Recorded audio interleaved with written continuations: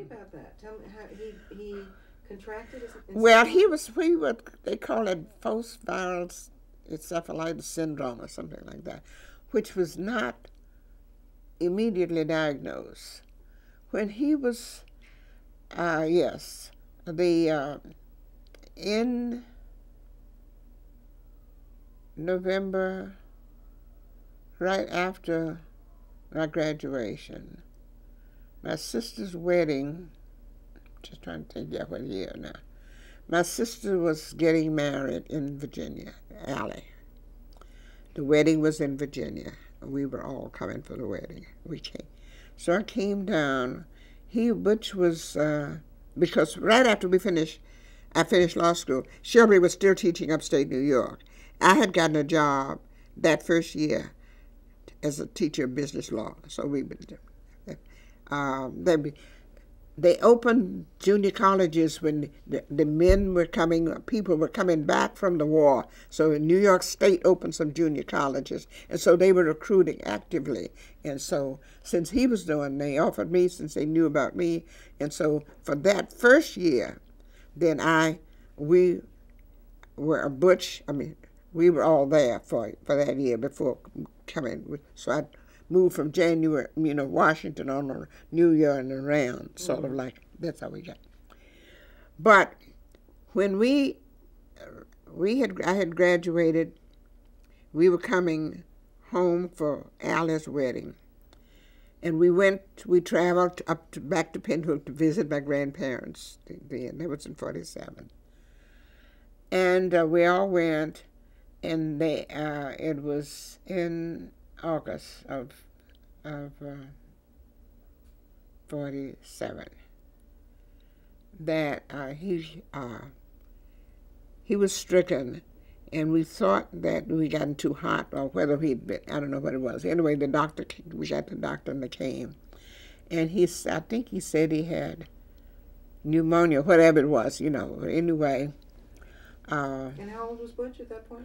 At that point, he was, this is August, so he would have been 11 months old. He was ill, then he got better, and then we went back, and of course a friend of my mother's who was a nurse, traveled with us back up to Sampson, which is where we were living. And he was in the hospital there for a while, and then he got, you haven't seen his pictures, but anyway.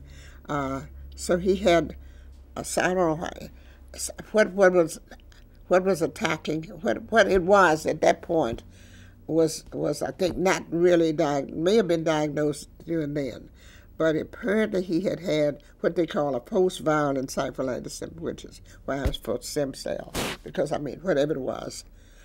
But anyway, he got up and he was running about, and I think I have some pictures of him there.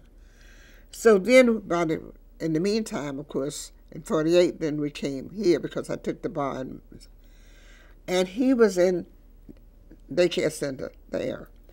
And on November in 1949, I got a call from them saying that Butch kept falling.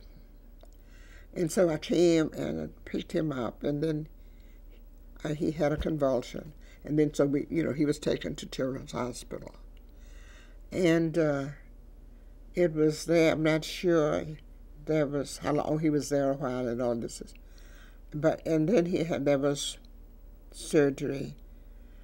And then that's when I think that particular diagnosis was made.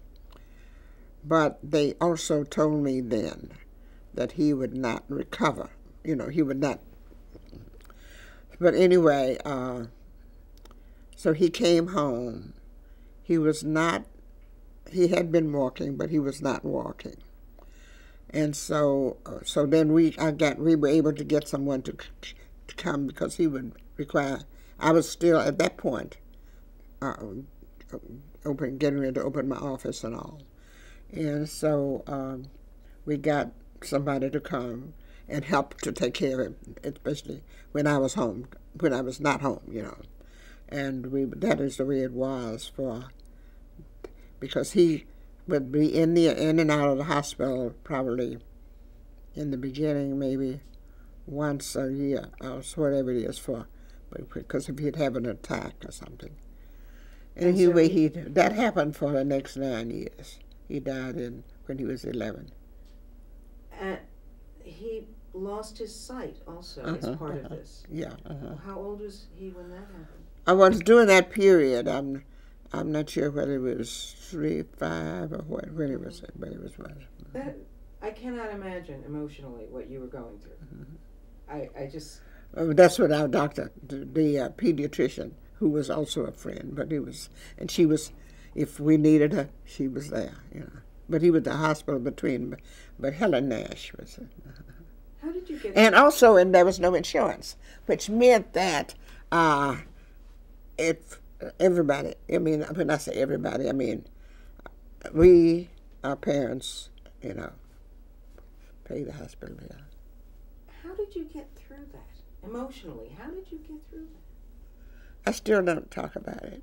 I mean, of all the things I did, you've out talked. Yes, I've told you more than. I'm through it. You still that. When after his death, we used to have a Y circus, and we'd say the kids we would always go, and it took me about 5 years before I could go to Y circus, and then as years passed, then for everything, that's why when the Herbert Hoover Boys and Girls Club, it was that time the Boys Girls, I became a member of that board, and I've been a member of that board forever. And those things that all I can do is